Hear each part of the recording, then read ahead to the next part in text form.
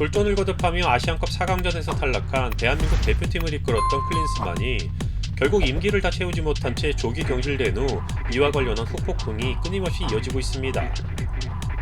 손흥민, 이강인 갈등 사태로 불리는 역대급 대표팀 내분과 관련한 내용은 현재 축구를 넘어서 대한민국에서는 가장 큰 이슈 중 하나인 상황인데요.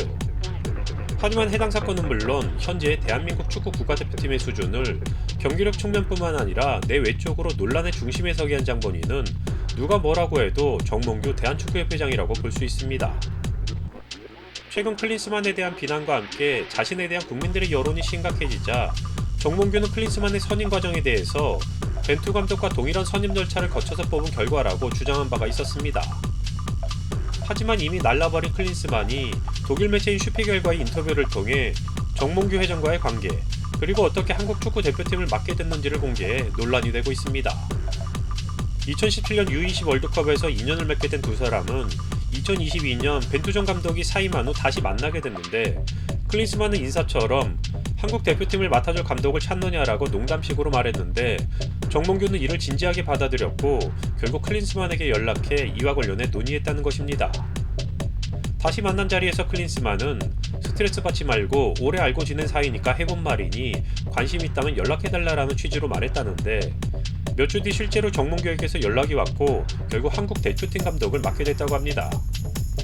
지난 16일 정몽규 회장은 클린스만 감독의 경질을 발표하던 중 오해를 바로잡겠다라며 감독 선임 과정에 대해서 자신의 독단이 아니고 전임 벤투 감독 선임 때와 같은 프로세스였다.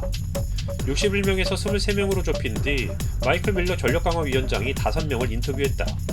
이후 1, 2위와 2차 면접을 진행했고 클린스만을 최종적으로 결정했다라고 밝힌 바 있습니다.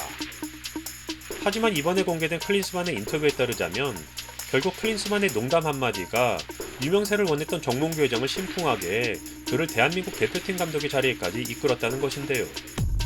이것이 사실이라면 정말이지 너무나도 기가 막혀 더 이상은 아무 말도 할 수 없을 것 같고, 엽적 같은 정몽규 회장의 말이 차라리 진실이기를 바라는 편이 오히려 위로가 될 것 같기도 한 상황입니다.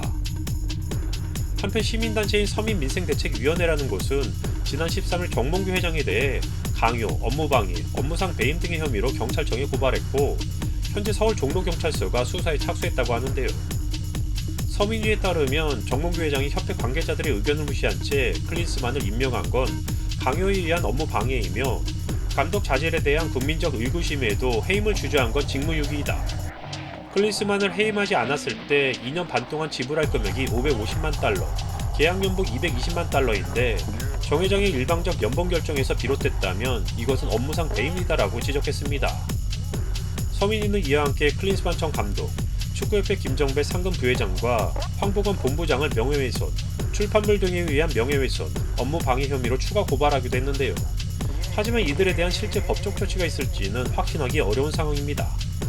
이미 잘 알려진 대로 정몽규 회장을 중심으로 축구계의 높으신 분들은 서로 끈끈하게 얽혀있는 상황이고, 물론 정몽규 회장의 퇴진은 당연히 1순위로 진행해야 할 사안이지만 현 상황에서 그 자리에 누가 오던 또한 그를 보좌하는 임원진들이 누가 되던지 간에 당분간은 쉽게 바뀌지 않을 것이라는 점 또한 공감할 수밖에 없는 안타까운 현실입니다. 이미 지난번 승부조작 관련자들의 기습 사면 사태 당시 임원진들의 물갈이를 통해 정몽규 회장은 축구협회의 쇄신을 약속했지만 이는 늘상 보여주던 권력자들의 구태의연한 구실이자 변명일 뿐 결국 변화된 것은 하나 없이 더 망가지기만 했을 뿐입니다. 당시 책임지며 사퇴했던 임원진들 역시 이미 다른 곳에서는 자신의 부귀영화를 누리는데 열심이며 정몽규 회장의 현재 임기가 1년이 채 남지 않은 시점에서 벌써부터 사선에 대한 욕심까지 부리고 있는 상황입니다. 모든 권력이나 이익단체들이 그렇듯 고인 채로 오래되면 부패하고 썩을 수밖에 없는 것이 자명한 사실인데요. 이미 선을 넘어버린 대한축구협회는 과연 변화를 가져올 수 있을지 장담할 수는 없지만 부디 축구팬들의 염원에 따라 올바른 선택이 이루어지길 바라겠습니다.